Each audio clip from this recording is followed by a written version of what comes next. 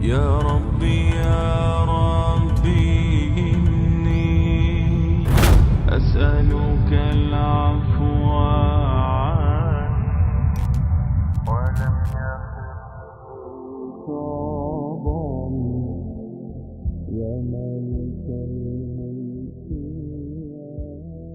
The famous question posed by many people nowadays is that can science prove God?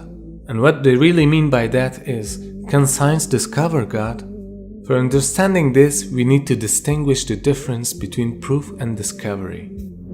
To prove means to establish a fact or a truth by evidence or argument. And discovering by definition is to see, to find out, or to gain sight or knowledge of something which was previously unseen or unknown. In short, to discover means that something should be seen or witnessed by humans' naked eyes, whereas to prove something means to provide evidences, reasoning, or rational arguments in order to establish a fact, and it doesn't depend on our eyesight. However, science can always discover the signature of God in nature, which means science can always prove the existence of God through evidences. But through science, we can never discover God in this world. Now the question arises, why science can prove God but cannot discover Him? The answer for this is, Almighty Creator gives some sort of evidences or clues into His creation so that human being can accept His existence and to believe in Him. However, no human being or science can ever discover God, because this life is a test for us, and Allah created us and gave us limited abilities to be tested with. To get what I mean, suppose that you are a professional modeler who uses a strong modeling software and creates a project in which there are people with consciousness. It means that the models that you have created are having the power of intellect, and you put a test for them to find you. Now if you think logically, they have only two options to find you or to prove your existence in order to accept you as their creator. The first option for them is to discover you or to see you. But of course you don't want that, because it is a test, and if you show yourself to them, then the test becomes meaningless. And logically they can't discover you, because you are out of this created project. So if they can't discover you, it doesn't mean that you don't exist. But the second option is that you send them signs and evidences, and you also give them the power of intellect. They can find you through those evidences and their logic. It is like you have given them some tips for this test. And if they still don't accept your existence through those evidences, then it means that they are arrogant.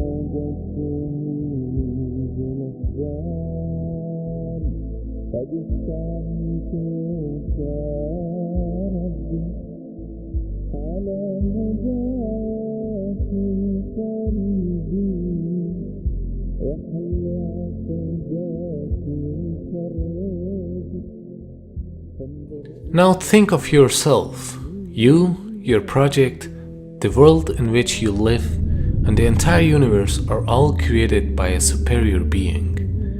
Don't you think that you are made in a mega computer? Actually, not a computer, but in a mega creation box?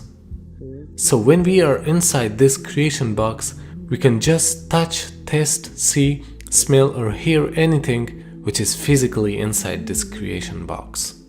So these 5 senses help us to discover things which have connection with physics. But there are other things like love, like feelings, like intellect, meaning your mind. These things cannot be described physically. I mean, you cannot see, touch, smell, or taste your feelings. Or you cannot discover love or your mind through these senses. Does it mean that you don't have mind or there's no love because you cannot see, touch or smell them? Of course they exist, but you cannot discover them physically. You can prove their existence through signs and evidences and using your logic. For instance, the sign for a sad feeling is crying. Or when you analyze the outcome of something, it is an evidence for your mind or your intellect. So don't think that God is inside this creation box and you can discover Him like any other thing. Because anything which is discoverable is not God at the first place. He's beyond this universe and even beyond your imagination. You cannot discover Him by the laws of physics, because physics discovers anything which is bounded by the laws of physics.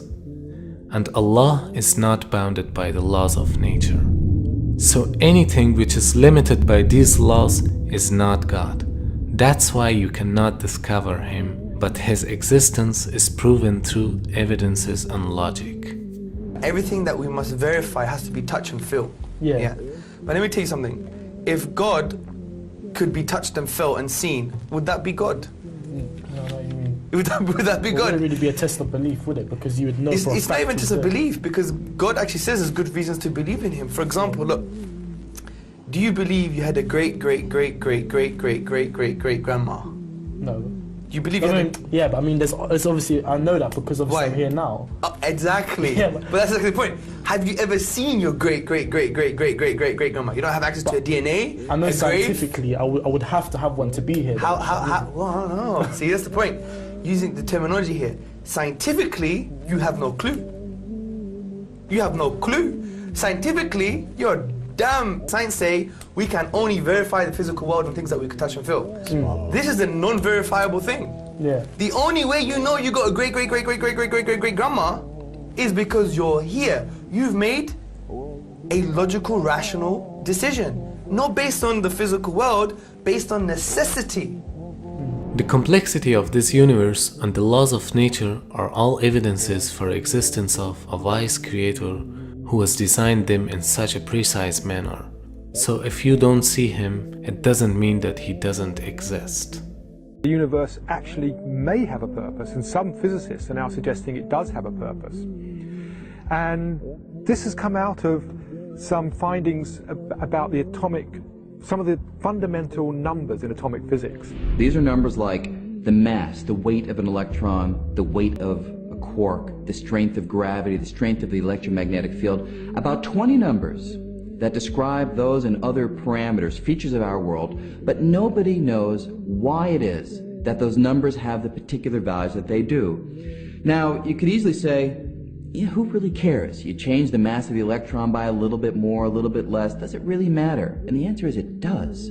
See, it turns out that if you imagine that we had 20 dials right here, and we could fiddle with those 20 numbers at will, even a small change to the values of the known values of those numbers would cause the world as we know it to disappear. For example, if we go back to, say, 1 second after the Big Bang, at that point, the expansion rate and the mass density have to have been adjusted to each other just right so that the universe is just at this critical point. If the universe at that point were expanding just 1 part in the 15th decimal place faster, the universe would have flown apart without galaxies ever having had a chance to form.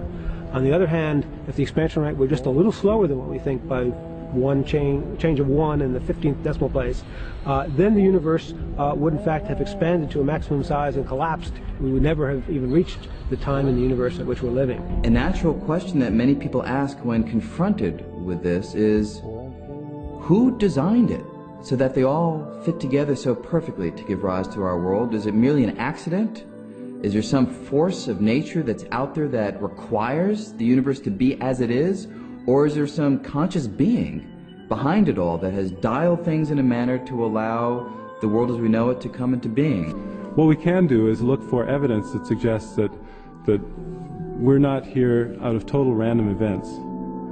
And to me, the arrangement, the special balancing of the fundamental constants, the fundamental forces of nature, tells me that there is a being there that has put this package together, which has constructed this universe, someone outside the universe that was thinking about us and put it together for our benefit.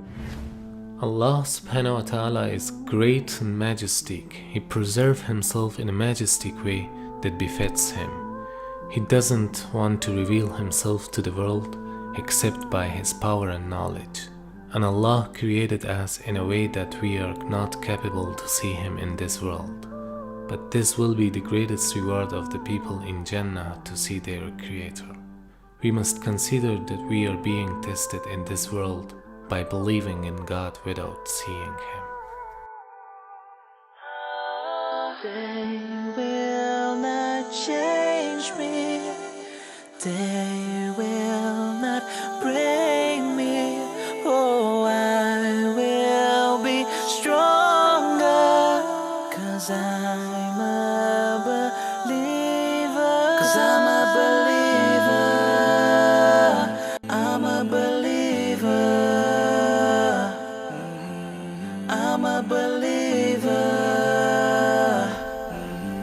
'Cause I'm a believer.